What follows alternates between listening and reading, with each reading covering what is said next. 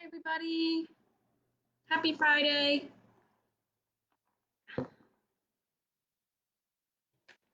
Welcome back to Maddie's Nutrition Mailbag. Today's topics are cholesterol,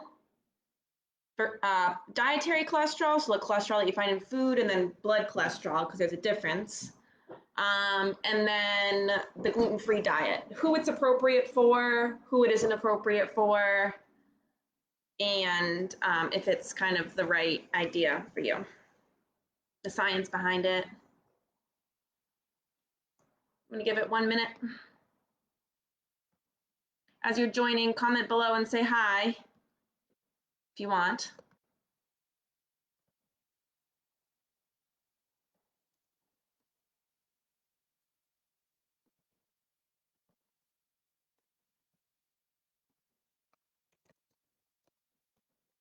I hope everybody's enjoying the gorgeous weather. I'm really excited to enjoy it this weekend, get outside.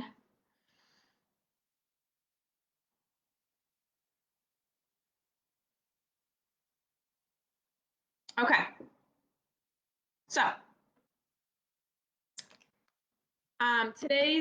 the first topic, the first question that I was asked over this past week is asking me to talk about the gluten-free diet. More specifically, should I go on a gluten-free diet? So gluten, just to give a little bit of background first, gluten is a protein that's found in certain grains. It's found in wheat, it's found in barley, and it's found in rye. The gluten-free diet was developed for individuals with celiac disease. So celiac disease is an autoimmune disease where when you have celiac and you ingest gluten in wheat, rye, or barley, your body has an autoimmune response that causes it to damage your own small intestinal cells. And those small intestine cells are responsible for helping to digest and absorb your nutrients that you eat. So when you have damage to them, this can cause maldigestion, malabsorption of nutrients. So that can result in gas, in diarrhea, in bloating, fatigue, malnutrition, because you're not able to efficiently break down and absorb nutrients as well. And that can also lead to unhealthy weight loss as well, because you're not able to absorb those calories and those macronutrients. It's only diagnosed via a blood test by a medical professional. Other people that a celiac, a gluten-free diet might be appropriate for is for individuals who have a non-celiac gluten sensitivity, or NCGS. There's not a ton of research behind this yet. It's still ongoing, but people with NCGS have similar symptoms to celiac disease, such as the abdominal pain, the uncomfort, or discomfort, the bloating. But those small intestinal cells aren't being attacked. It's not an autoimmune disease, so it's not causing as much damage, but it's also uncomfortable. People with this condition often find that going on a gluten-free diet can help resolve those symptoms, although there's more research needed. For individuals who have a wheat allergy, so some people might think that it's possible to not have celiac disease, but to have a gluten allergy. There's no such thing as a gluten allergy. There is such thing as a wheat allergy. Also must be diagnosed by a medical professional before you should be cutting wheat foods out, because it can be really restrictive. So the diet for this is simply cutting out wheat. It doesn't have to be cutting out all gluten. Wheat allergies are most common in children, and most people outgrow it by age of 12, and you can still have other grains too, so you don't have to be totally gluten-free. Some individuals with IBS, irritable bowel syndrome, may have a fructan intolerance. That's something that wheat also contains too, is fructan. So individuals with IBS might find that their symptoms are alleviated when they cut out wheat. Again, they don't have to be completely gluten-free, but maybe cutting out wheat might be beneficial for them. What I want to recommend is if you are somebody who has GI symptoms and you're cutting out gluten because of that, make sure that you're getting a diagnosis by a credible health professional before you start to cut out foods, because you might be cutting out unnecessary foods that you don't really need to be eliminating from your diet. So if you do have GI upset and you're questioning if it's celiac or you're questioning if it has something to do with wheat or with gluten, then before you start cutting those things out, talk to a medical professional. Um, the gluten-free diet has become trendier as a health or a weight loss diet, I guess, because gluten has kind of been demonized by the diet industry and sort of marketed as bad. Again, remember, the diet industry is worth like $72 billion. So they make a lot of money off of demonizing certain foods and promoting other foods. So there's this stigma around gluten is bad for you. It can cause inflammation. It can cause weight gain. There was that book that came out a couple years ago called Wheat Belly by Dr. Davis, who's a cardiologist. It's been found that a lot of the information in there, the research in there, is not very strong. He did show that, people lost weight when they cut out wheat, but like any sort of diet where you're cutting out food groups, it's likely that you're cutting out calories, which is, the only real way that you can lose weight. So it likely has nothing to do with gluten or wheat itself that causes weight gain. No other studies have shown that. You can lose weight on just about any diet that cuts out calories or food groups like that.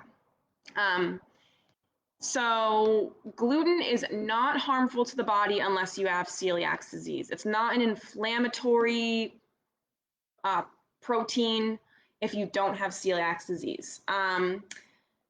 There's little research that shows that the avoidance of gluten, wheat, or grains in general is beneficial for people who aren't diagnosed with a wheat allergy, celiac, IBS, non-celiac gluten sensitivity. Again, there's kind of like a health halo around gluten-free products. So you'll see like flourless products or like gluten-free granola bars, gluten-free cereals, breads. And that label, sometimes people see that label and they think, oh, it's gluten-free, it's healthier. It's just kind of a marketing thing. It's a health halo. So it's like one of those labels that you see and you automatically think that it's healthy because it doesn't have gluten in it. Gluten-free does not automatically mean it's healthier. It doesn't automatically mean it has less sugar or no sugar. It doesn't mean it's low calorie. It doesn't mean it's low fat. It simply means it does not contain the protein gluten. And often gluten-free products are often refined. They often contain added sugar to make up for the taste, or they're ultra processed. Many gluten-free products are made of refined grains, not the whole grains. So when you're eating refined grains versus whole grains, you're losing the fiber, the vitamins, and minerals that come with the whole grain. The specialty gluten-free products are more expensive. And in general, when you're following a gluten-free diet, you're cutting out like those whole grains that I said, that fiber, the B vitamins, the iron, vitamins, minerals, all that good stuff. There are very few gluten-free products that are fortified back with those vitamins and minerals that are lost when you're cutting out whole grains. So the bottom line, a gluten-free diet is not necessary unless you have a medically diagnosed condition or disease that warrants a gluten-free diet. Be wary of the gluten-free labels. I've seen like on butter or yogurt, it'll say on the front, gluten-free. And it's like, I mean, that's obvious because there's naturally not any gluten in, butter or yogurt. But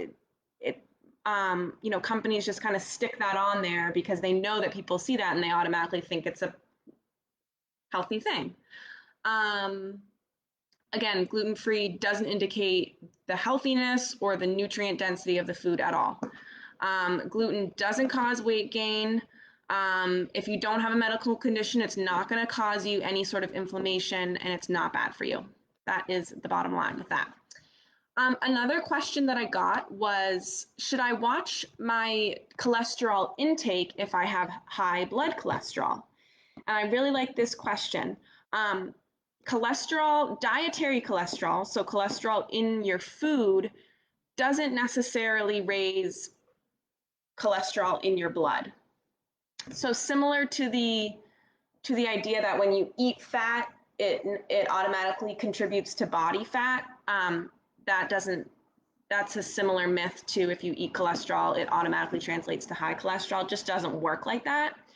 Instead, if you do have high cholesterol and you're looking to control it or lower it, um, you want to look at the types of fats that you're eating, and then you want to look at fiber. So I'll talk a little bit about that. You want to be mindful of your saturated fats and your trans fats. So saturated fats raise your LDL cholesterol, your bad cholesterol in the blood.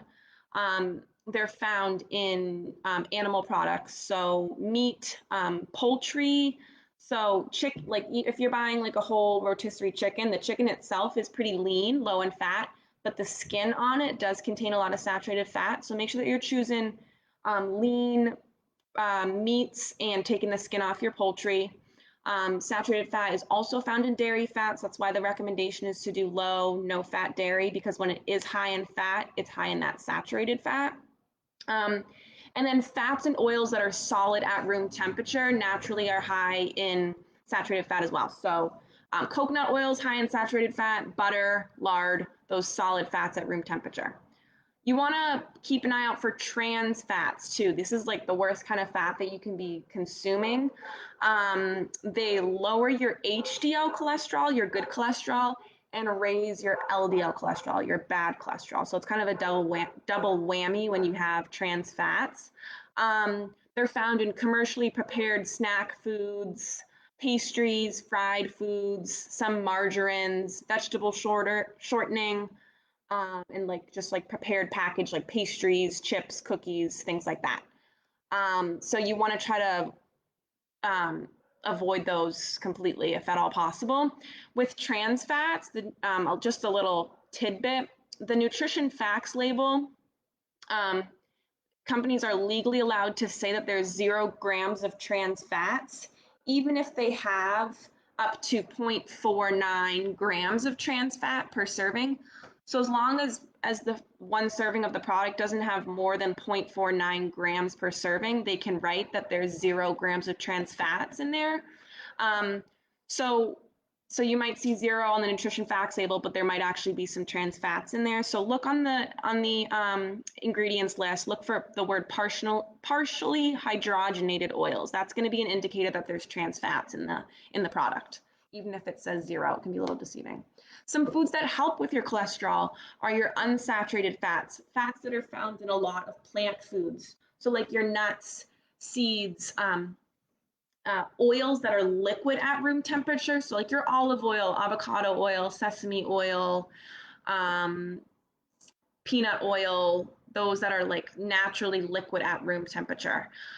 In your fatty fish too, so like salmon, herring, mackerel, sardines, those are a really good source of healthy fats, nuts, seeds, avocados as well. And then another big thing that's going to help with cholesterol is soluble fiber. So I talked a lot about fiber in my last video, but I'll touch on it now. Fiber is found in, again, plant foods. It's not found in animal products. So that's like your whole grains, your fruits, your vegetables, your nuts, your seeds, your beans as well. Fiber helps pull LDL cholesterol, that bad cholesterol, out of the bloodstream. And because fiber isn't digested, it's excreted by the body. So it excretes that cholesterol along with it, helping to lower your bad cholesterol, your LDL cholesterol. So, and just to note on fiber, as you're increasing your fiber intake, if you're trying to do that, make sure that you're drinking plenty of water as well, and slowly increasing your fiber intake to kind of reduce the risk of GI upset. So that is my talk for today about the gluten-free diet and cholesterol, more specifically how to control your cholesterol levels, and that, don't worry too much about the actual cholesterol label on the nutrition facts label. Look more at the fiber and the types of fat that are in the food, because the dietary cholesterol doesn't automatically translate to blood cholesterol. So that's it for today. I'll be back here next Friday at 12:30 on June 26th. In the meantime, comment your email below. I'll add you to my nutrition newsletter. Message me on Facebook with your nutrition questions, and I will cover them next week. Have a great weekend, everybody. Bye.